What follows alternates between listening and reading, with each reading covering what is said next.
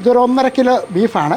ഒരു 1/2 ടീസ്പൂൺ അളവിൽ മഞ്ഞൾപ്പൊടി അങ്ങോട്ട് ഇട്ട് കൊടുക്കുക. 1 ടീസ്പൂൺ കാശ്മീരി മുളക് പൊടി, ഗരം മസാലപ്പൊടി, ഉപ്പ് പൊടിയും കൂടി ഇട്ട് കൊടുക്കുക. ഇതേപോലെ നന്നായിട്ടൊന്ന് ഞെരടി വെക്കുക. ഒരു 1/2 ഗ്ലാസ് വെള്ളം കൂടെ ഞാൻ ഒഴിച്ചു കൊടുക്കുകയാണ്. നമുക്കിതൊന്ന് അടച്ചു കൊടുക്കും. ഒരു 7 അല്ല 8 അല്ല 10 വിസിൽ അത്രയെങ്കിലും അടിക്കണം.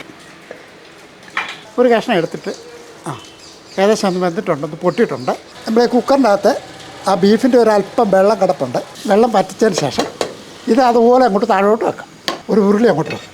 കുറച്ച് വെളിച്ചെണ്ണ അങ്ങോട്ട് ഒഴിച്ചു കൊടുക്കാം. നമുക്കിത് കുറേശ്ശെ കോരി അങ്ങോട്ട് ഇടാം. കരിഞ്ഞു പോകാതെ ഒരു മീഡിയം രീതിയിലൊന്ന് വറുത്തിങ്ങനെ കോരി ഇതേപോലെ കുറേശ്ശെ ഇട്ട് അത് വറുത്തെടുക്കാം.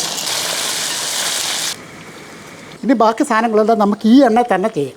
ആദ്യം വെളുത്തുള്ളി അങ്ങോട്ട് ഇട്ട് കൊടുക്കുക. ഒരു 1-2 മിനിറ്റ് കഴിഞ്ഞ ശേഷം ഇതേപോലെ ഒരു വലിയ കഷ്ണം ഇഞ്ചി, ഇതൊരു 300-350 ഗ്രാം അളവിൽ കൊച്ചുള്ളിയുണ്ട്. ഒരു 5-6 വറ്റൽമുളകുണ്ട്, ചെറുതാണ്.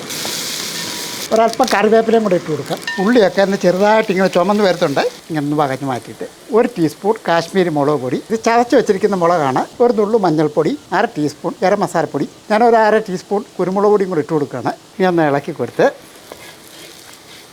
ഈ വറുത്ത് വെച്ചിരിക്കുന്ന ബീഫ് അങ്ങോട്ട് ഇട്ട് കൊടുക്കും. ഒരു ചെറുനാരങ്ങ ഇതിൻ്റെ നീരങ്ങോട്ട് പിഴിഞ്ഞു, പെരുംജീരപ്പൊടിയും കൂടെ ഇതിൻ്റെ കൂട്ടത്തിൽ ഇട്ടു, ഒരു നുള്ളു ഉപ്പ് പൊടിയും കൂടെ അങ്ങോട്ട് ഇട്ട് കൊടുക്കും.